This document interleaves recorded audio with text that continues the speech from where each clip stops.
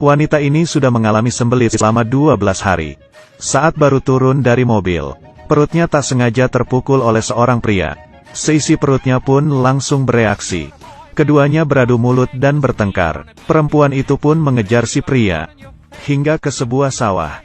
Namun sepertinya ia sudah tidak tahan lagi. Ia memegang perutnya sambil perlahan jongkok di atas tanah. Ekspresinya begitu gelisah.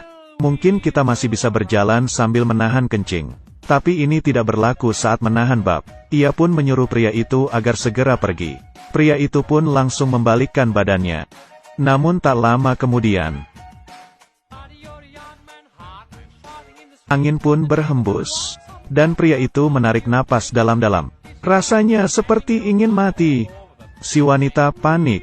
Dan si pria terkejut. Citranya sebagai wanita yang cantik hilang karena hal memalukan ini.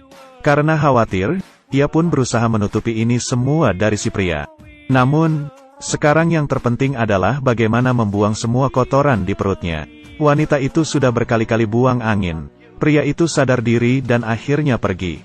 Sedangkan si wanita berusaha keras menahan babnya. Jika kotorannya benar-benar keluar sekarang, ia bersumpah akan kabur ke planet lain. Dia sekuat tenaga memegang bokongnya. Saat semuanya sudah berada di ujung tanduk, tiba-tiba sebuah kardus besar menutupi badannya. Di atas kardus itu juga terdapat sehelai baju. Pria ini ternyata baik juga.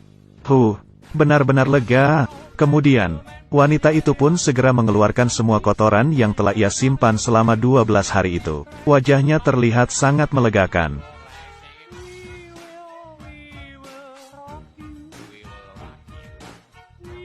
Wanita ini bernama Alice, dan ia adalah orang kaya. Setiap hari ia tidur di atas kasur yang lebar, dan berangkat sekolah dengan mobil mewah. Dan pemuda miskin yang berpakaian seperti Bruce Lee ini bernama Wojin. Ia sangat menyukai Bruce Lee. Setiap hari ia mengenakan pakaian milik Bruce Lee.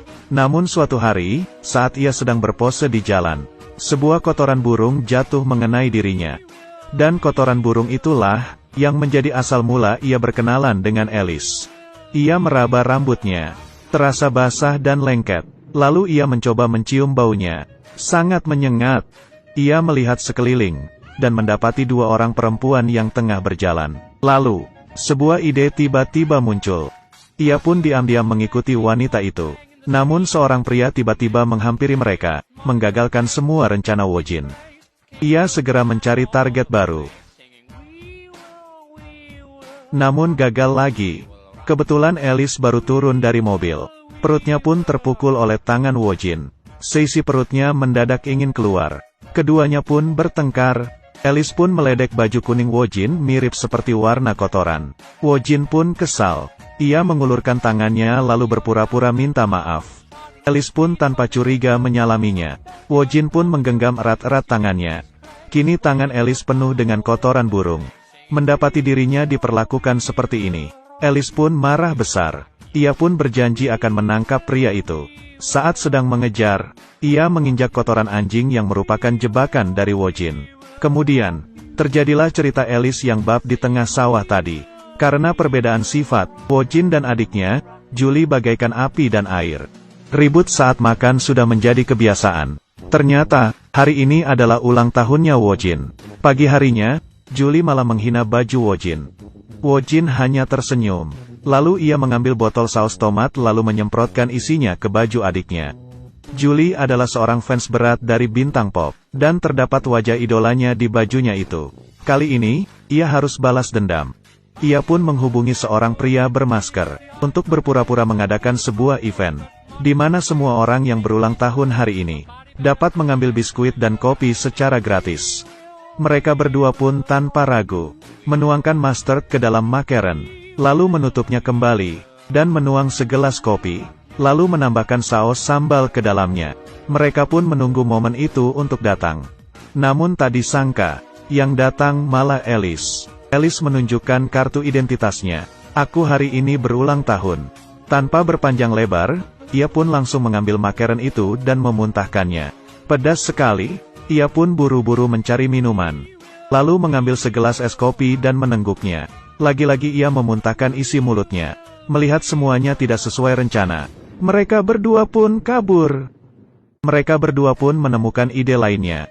Mereka menggali sebuah lubang di belakang sekolah, lalu menyuruh Wojin untuk datang ke sana. Mereka pun telah menggali sebuah lubang yang lumayan dalam. Wojin pasti tidak dapat keluar dari sana.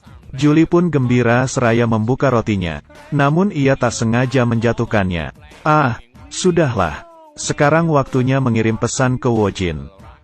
Di perjalanan menuju ke belakang sekolah, ia bertemu dengan temannya. Dengar-dengar sekolah mau mengadakan acara kumpul-kumpul gratis. Mendengar kata gratis. Mendengar kata gratis. Maka tunggu apa lagi? Ayo kita pergi.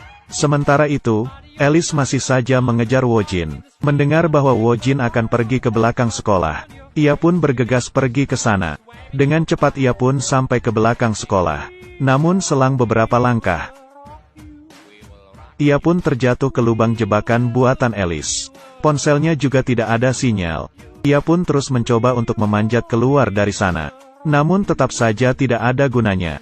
Benar-benar nasib yang buruk bagi seorang wanita cantik seperti dirinya. Padahal malam ini ada pesta ulang tahun untukku. Alice mulai meraba perutnya. Sialan, aku lapar. Ia pun melihat sepotong roti di sampingnya. Saat akan mengambilnya. Tidak, aku bukanlah wanita murahan. Bahkan jika aku kelaparan malam ini, maka lebih baik aku mati di sini, daripada harus makan roti itu. Malam pun tiba. Akhirnya ia memakannya juga. Ya ampun, sungguh nikmat. Saat itu, Wojin tiba-tiba muncul. Demi menjaga gengsinya, Alice pun berkata, bahwa ia melihat sepotong roti yang enak, sehingga ia pun rela untuk masuk ke lubang itu. Wojin pun hanya mengiyakan saja. Ia lalu mengulurkan tangannya, menarik Alice keluar dari lubang itu. Tak sengaja, Alice pun terjatuh dan menimpa Wojin. Gawat, sepertinya rasa cinta telah muncul di sini. Malamnya, Alice pun tidak dapat tertidur. Apakah aku telah jatuh cinta padanya? Bagaimana bisa rasa cinta muncul pada sepasang orang yang saling bermusuhan ini? Film dari Korea ini berjudul Don't Let Go of Your Mind. Ceritanya diambil dari sebuah komik yang telah dibuat 10 tahun lalu. Sudah 2 miliar orang yang mengklik film ini. Jika dibandingkan dengan jumlah penduduk di Korea, jumlah klik ini sudah terlampau banyak. Seisi film ini adalah komedi yang dapat melepas penat kalian sehabis bekerja.